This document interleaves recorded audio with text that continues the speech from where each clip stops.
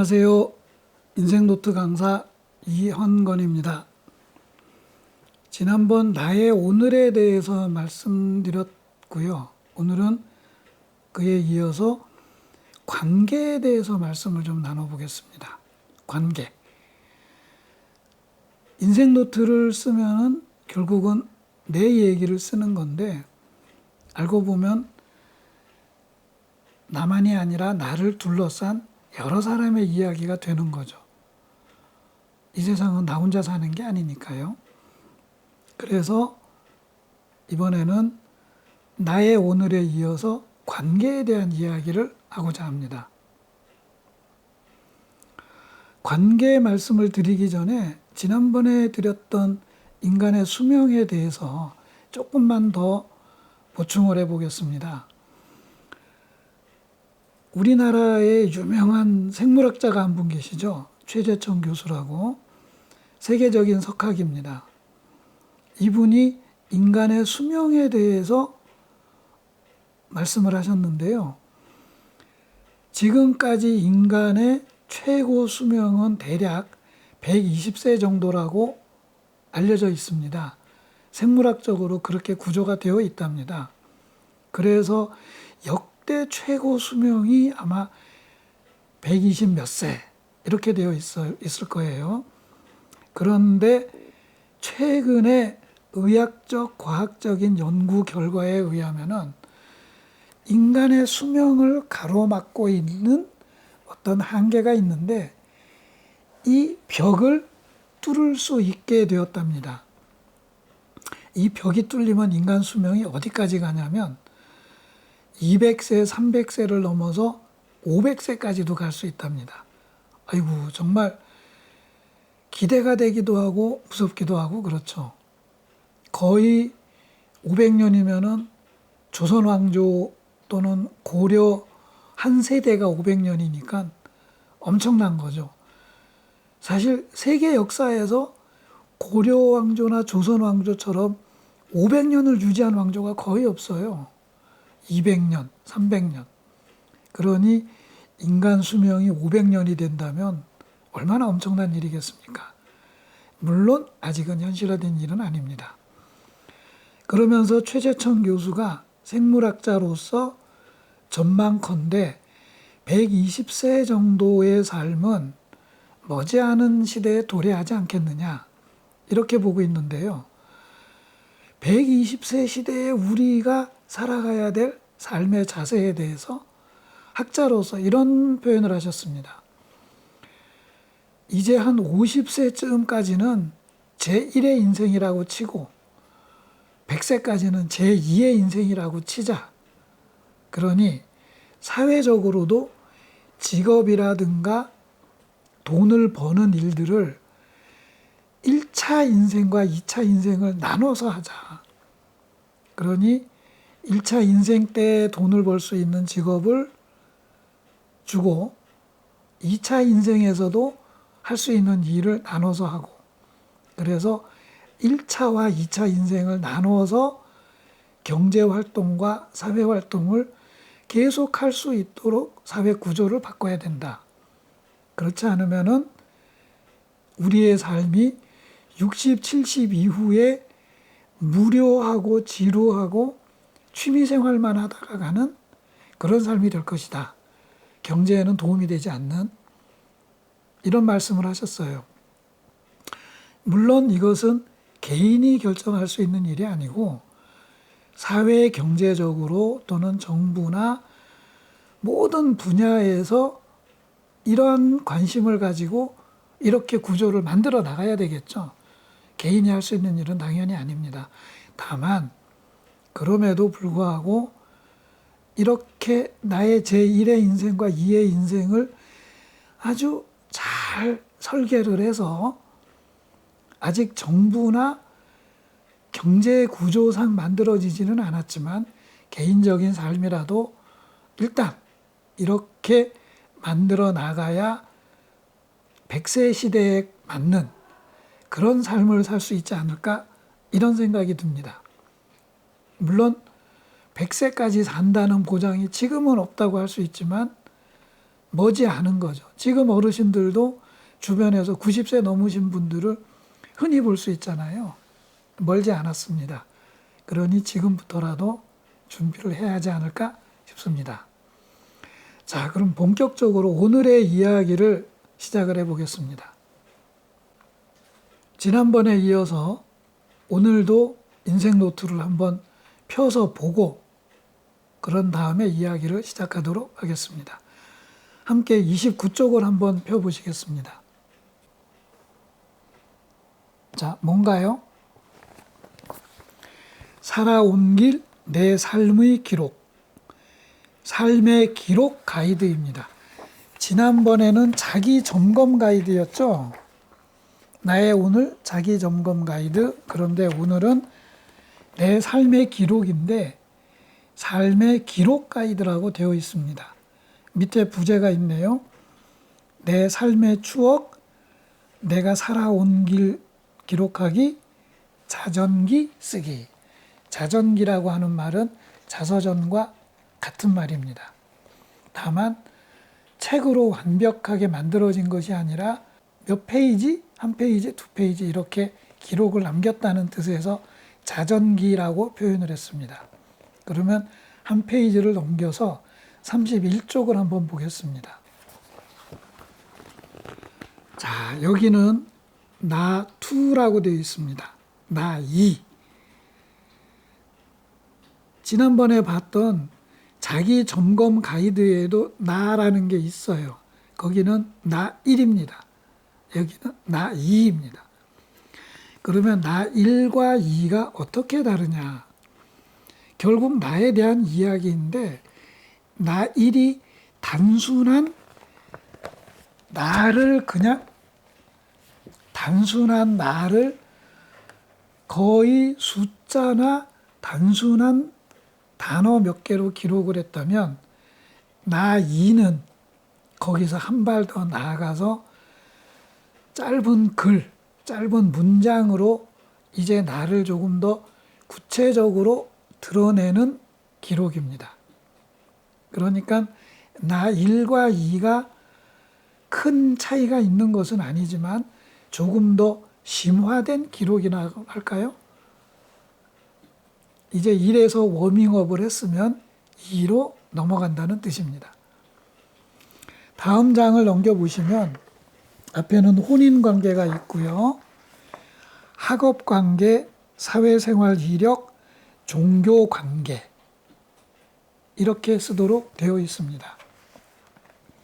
결국은 나의 혼인관계, 학업관계, 종교관계 이것이 바로 나의 관계입니다. 이제 내가 누구냐, 우리 어머니가 누구냐를 떠나서 넘어서 나의 학창시절의 친구는 누구고 종교 관계는 어떻게 되고 거기서부터 이제 슬슬 사람이 늘어나게 됩니다. 요즘 젊은이들 사이에 그런 논쟁들이 간혹 있죠. 찍먹파냐, 부먹파냐, 짬뽕파냐, 짜장파냐, 후라이드파냐, 양념파냐, 심지어는 휴지를 앞쪽으로 거느냐, 안쪽으로 거느냐, 이걸 가지고도 파가 나뉘어요. 물론 재미로 하는 거죠. 그런데 그 얘기에 한참 빠져 있다 보면은 세상에는 두 종류 또는 세 종류의 사람밖에 없는 것 같아요. 부먹파, 찍먹파, 이도저도 아닌 파. 후라이드파, 양념파, 이도저도 아닌 파. 세상은 그렇게 단순하진 않죠. 어떤 경우든 딱 둘로 나뉘는 것은 아닙니다. 아예 탕수육을 먹지 않는 사람도 있고 한국식 탕수육이 아닌 중국식 꼬바로우만 먹는 사람도 있습니다. 굉장히 다양할 수 있어요. 눅눅한 탕수육만 좋아하는 사람, 아주 바삭해야 되는 사람, 그렇게도 나눌 수 있겠죠. 돼지고기나 소고기를 가려 먹는 사람도 있고, 이렇게 세상은 언뜻 보면은 한두 명, 두세 명 간의 아주 단순한 관계처럼 보이지만 알고 보면은 굉장히 복잡하고 미묘한 여러 가지 관계도를 가지고 있습니다. 혹시 일일 드라마 즐겨보시는 분들 있으신가요? 생각보다 이게 시청률도 높고 보시는 분이 많더라고요. 그 중에 하나 시청률이 매우 높은 드라마인데 기막힌 유산이라고 합니다. 제가 이거를 소개해드리는 이유는 한 드라마에 등장하는 인물이 수십 명이 넘는데 그 관계도를 누군가가 이렇게 정성스럽게 그려서 인터넷에 올려놨어요. 팔랑덤보. 야, 정말 이분은 이 드라마를 열심히 연구하신 것 같습니다. 자, 줄 잡아도 한 열 몇 명이 넘는데요. 이분들이 이렇게 얽히고 저렇게 설키고 하지만 그것을 이렇게 그려놓고 보면은 한눈에 보이죠. 드라마를 열심히 보는 분이 아니라면 잘 알 수 없는 것도 이렇게 관계도라고 하는 것을 그려놓고 보면은 눈에 보입니다. 모든 드라마나 특히 이제 추리물 이런 경우에는 그게 복잡하니까 쉽게 알 수가 없어서 작가 본인도 추리 소설이나 인물이 많이 등장하는 소설을 쓸 때는 이런 인물 관계도를 그려놓고 해요. 머릿속에 다 외우지 못합니다. 특히 박경리 선생의 토지 같은 아주 대하소설의 경우에는 본인도 쓰다가 이름이나 설정이 헷갈려가지고 고치는 경우가 굉장히 많았다고 해요. 그만큼 복잡하거든요. 제가 드라마나 소설을 굳이 설명드리려는 건 아니고요.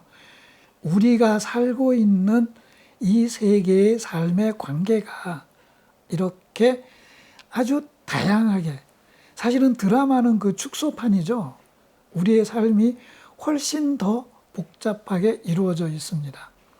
그래서 인생 노트를 기록한다는 것도 이런 관계도에 대해서 그림은 아니지만 다시 한번 찾아보고 정리해보는 시간이 아닐까 이렇게 생각합니다. 예전에는 가정환경조사라는 거를 참 세밀하게 했죠. 어느 영화에선가 너가 아버지 뭐 하시노? 이런 말도 나왔고 한때 유행을 하긴 했는데요. 쉽게 그냥 물어봅니다. 요즘은 그것이 신뢰가 되고 약간의 그 개인 사생활에 대한 침해가 되기 때문에 함부로 물어보지도 않고 학교에서도 그런 조사를 하질 않는데요. 예전에는 집에 피아노가 있는지 전화가 있는지 몇 명이 살고 있는지 친엄마인지 아닌지 정말 시시콜콜한 내용들을 전부 적게 되어 있었어요. 그리고 선생님이 가정을 일일이 방문을 해서 어떻게 살고 있는지, 집이 좀 넉넉한지 어려운지, 자가인지, 청소는 잘 하고 사는 사람들인지 이런 것까지 세세히 들여다보고 갔어요. 한 번 오면은 5분, 10분이 아니고 심지어 1시간 이상 앉아 있는 경우도 있습니다. 물론 아주 좋은 뜻으로 만들어진 시스템이죠, 일종의. 그런데 그것을 받아들이게 되는 가정의 부모나 아이들에게는 큰 부담이었고 때로는 아주 나쁜 일로도 좀 쓰였죠. 물론 지금은 그런 일이 없습니다. 그렇게 불필요할 정도로 세세하게 학교에서 그런 조사를 했던 가장 큰 이유 중에 하나는 좋은 뜻으로 보면은 그 아이의 가정 환경을 잘 알아야 아이에 대한 훈육을 똑바로 할 수 있다, 제대로 할 수 있다. 이런 뜻이었겠죠. 물론 부작용이 많아서 폐지가 되었습니다만 우리가 세상을 살다 보면은 다른 사람에 대해서는 역시 불필요해요. 이렇게까지 세세히 알 필요가 없어요.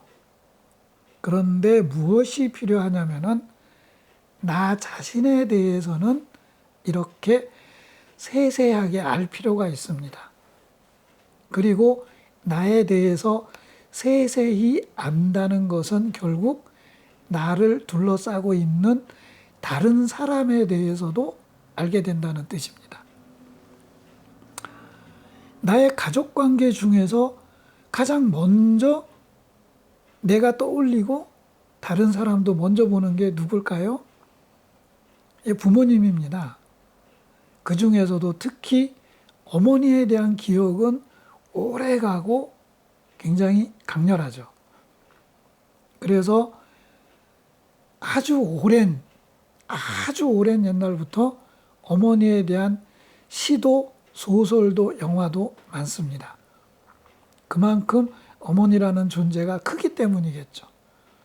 그만큼은 아니지만 아버지에 대한 기억도 굉장히 강합니다. 그것이 나의 첫 번째 관계가 되겠죠. 부모님. 그리고 학창 시절의 학업 관계, 그리고 내 친구들. 중고등학교 때 만난 친구와 대학 때 만난 친구, 혹은 사회에 나와서 만난 친구는 좀 다르죠. 아무리 친해도 사회에서 만난 친구에게는 나의 치부까지 드러내기는 쉽지 않습니다. 하지만 학창 시절에 진짜 꿰벗고 그냥 홀랑 벗고 다녔던 그 시절에 만났던 친구들은 아주 스스럼 없이 나의 치부를 얘기할 수 있죠. 물론 나이가 들면 그것도 좀 가려집니다만, 그렇게 관계는 지금 만난 사람, 어제 만난 사람 그렇게 나뉘어지기도 하고 조금씩 결이 다릅니다. 이제 그러한 것들을 지금은 언뜻 모르고 있어도 인생 노트라는 걸 정리하면서 그 사람들의 이름을 쓰고 또는 내 학창 시절을 쓰면서 그 사람 이름을 떠올리고 보면 나의 관계가, 그 사람하고의 관계가 나타나죠. 그러면서 슬슬 나의 주변 인물도가 그려집니다. 인생 노트를 쓰면서 가질 수 있는 효과 중에 하나입니다. 제가 어머니에 대한 기억을 글이나 시로 참 많이 봤는데요. 그 중에 최근에 읽었던 시가 아니네요. 편지네요. 최근에 읽었던 편지가 굉장히 오랫동안 기억에 남았습니다. 모자 관계로만 생각하기 참 어려운 어떤 따뜻하면서도 진중하고 그런 편지글이었어요. 임태주 시인이라는 분인데요. 시인이 남긴 편지가 아니라 시인의 돌아가신 어머니가 시인에게 남긴 편지예요. 그 A4로 한 2페이지가 넘어가는 굉장히 긴 편지인데요. 제가 그 중에 일부만 지금 잠깐 읽어드리겠습니다. 나는 뿌리고 기르고 거두었으니 이것으로 족하다. 나는 뜻이 없다. 그런 걸 내세울 지혜가 있을 리 없다. 나는 밥 지어 먹이는 것으로 내 소임을 다했다. 봄이 오면 여린 쑥을 뜯어다 된장국을 끓였고 여름에는 강에 나가 제첩 한 소쿠리 얻어다 맑은 국을 끓였다. 가을에는 미꾸라지를 무쇠 솥에 삶아 추어탕을 끓였고 겨울에는 가을물을 썰어 칼칼한 동태탕을 끓여냈다. 이것이 내 삶의 전부다. 이 편지는 어머니가 돌아가시고 나서 시인이 어머니의 짐 속에서 발견한 거라고 해요. 그리고 전체적인 내용은 시인의 어머니로서 나는 배우지는 못했으나 이러이러한 삶을 살았다. 나는 그것으로 족하다. 욕심이 없었다. 너희들을 보는 것만으로도 행복했다. 정말 시인보다 더 시같이 그런 편지를 남기셨어요. 이런 것들이 우리가 가족에게서 또는 어머니에게서 아버지에게서 느끼는 그런 관계의 따뜻함, 힘, 이런 게 아닐까 생각합니다. 결국 관계라는 것이 나를 둘러싼 외피이면서 나를 지탱해주는 힘이니까요. 내가 어떤 존재인지 드러내주는 방법은 여러 가지가 있을 겁니다. 글로 쓸 수도 있고, 시로 쓸 수도 있고, 때로는 노래로, 내가 좋아하는 음악으로 표현할 수도 있고, 그림 재주가 있다면 그림을 그릴 수도 있을 거예요. 그 모든 것이 나를 나타내 주는 겁니다. 그 중에 하나도 나를 나타내 주고 그 모든 것이 나를 나타내 주기도 합니다. 그리고 나를 둘러싸고 있는 이런 관계들이 곧 내가 어떤 사람인지 보여줍니다. 내가 누구인지 알려주는 가장 첫 번째는 우리 부모님이 될 것이고, 내가 어떤 사람인지 알 수 있는 것은 내 친구들을 보면 됩니다. 그리고 회사에서 또는 내가 일했던 곳에서 내 모습과 나의 주변 사람들과의 관계를 보면 내가 어떤 사람인지 알 수가 있겠죠.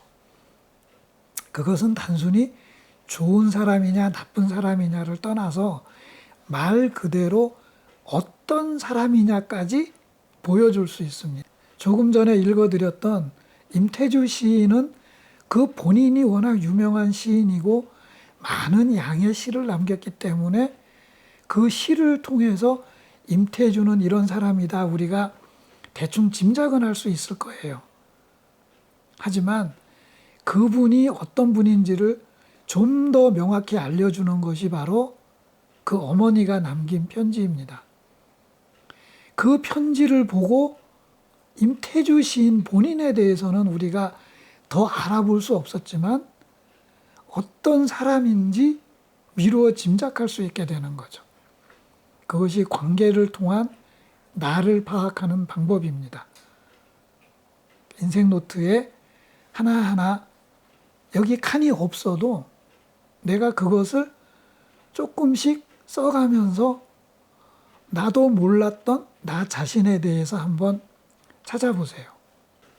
관계를 얘기를 하다 보면은 한 가지 빼먹지 말아야 될 것이 관계라는 것이 꼭 사람들하고의만의 관계를 얘기하는 것은 아닙니다.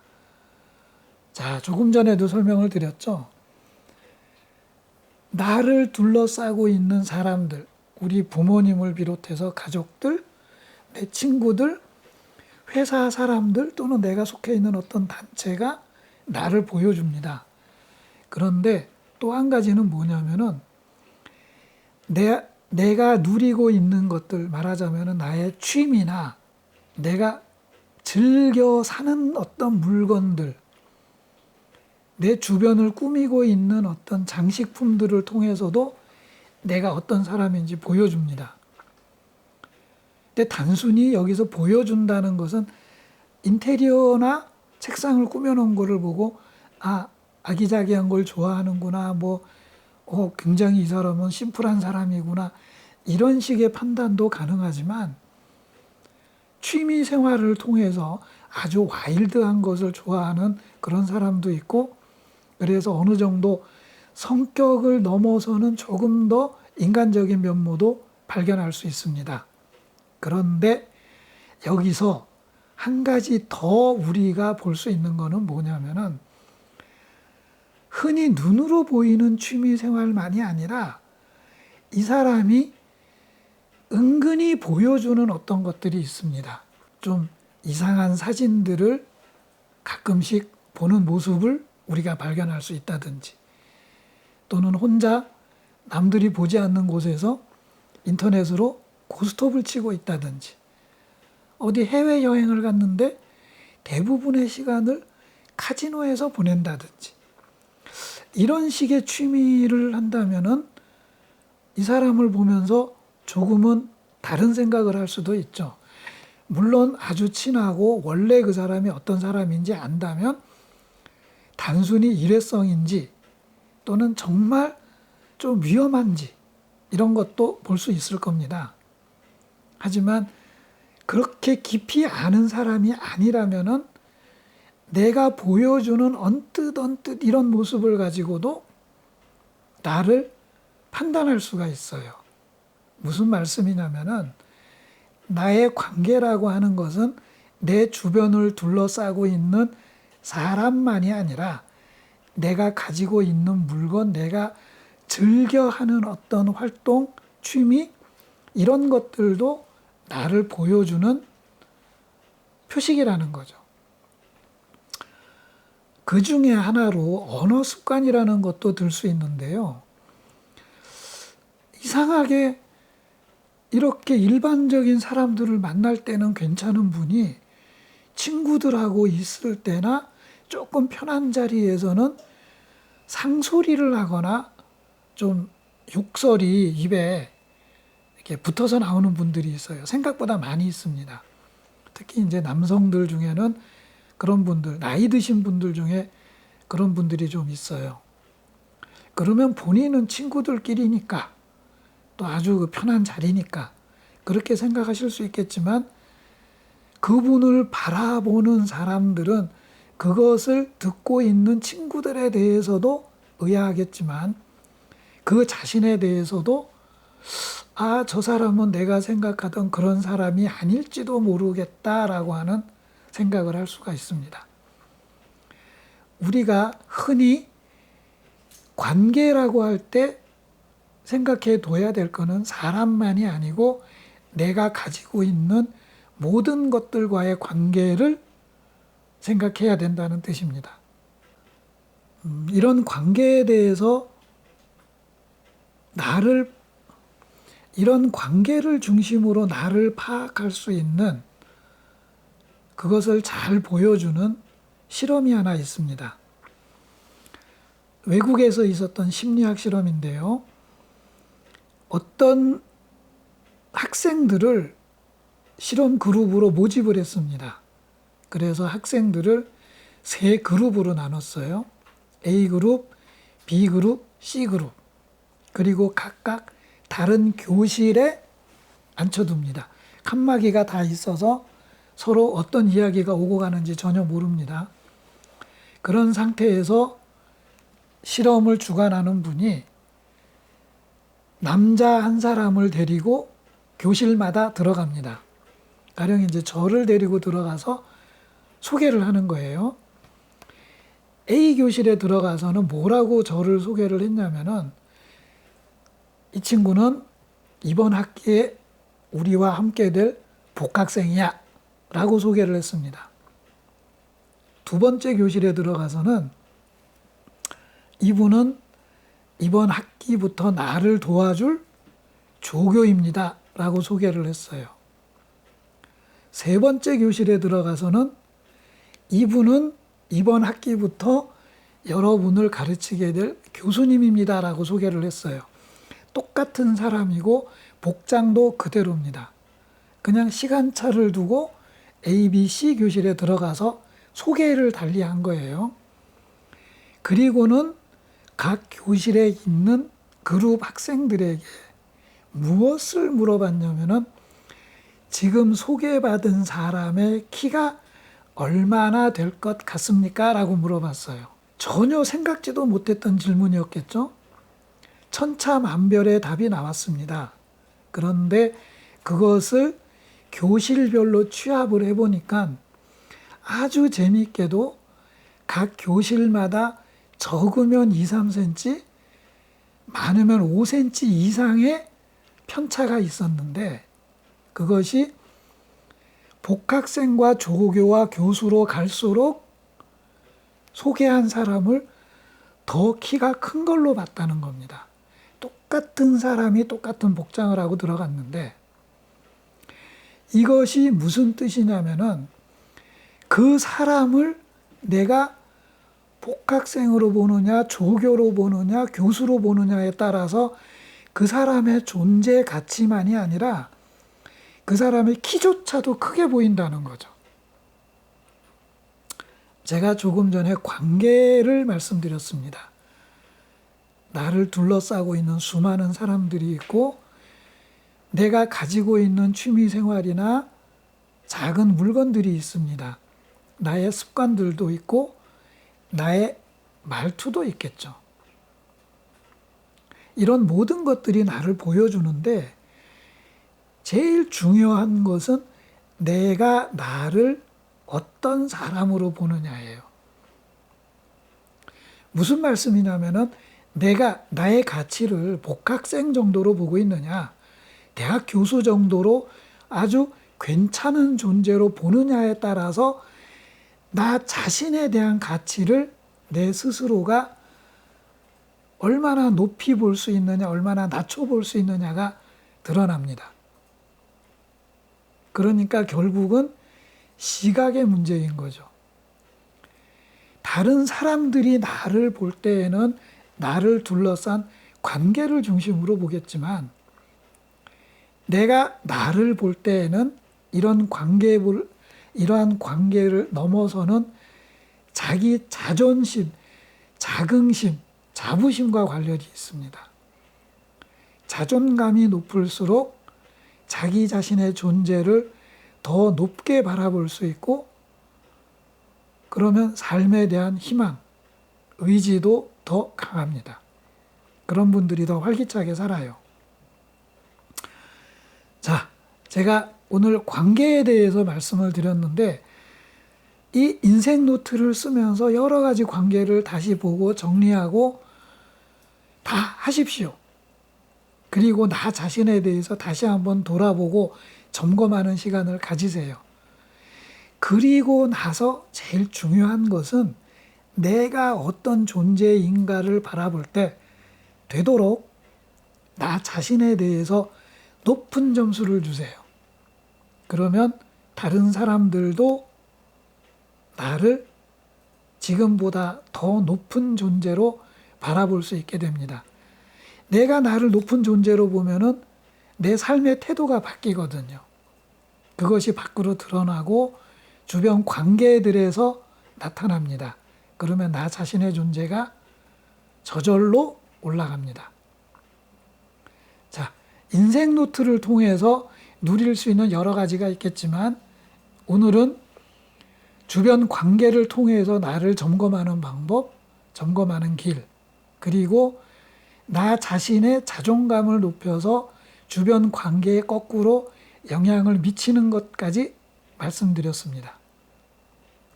다음 시간에는 금메달 인생에 대해서 함께 말씀 나눠보겠습니다. 금메달 인생 뭘까요? 다음 시간에 말씀드리겠습니다. 감사합니다.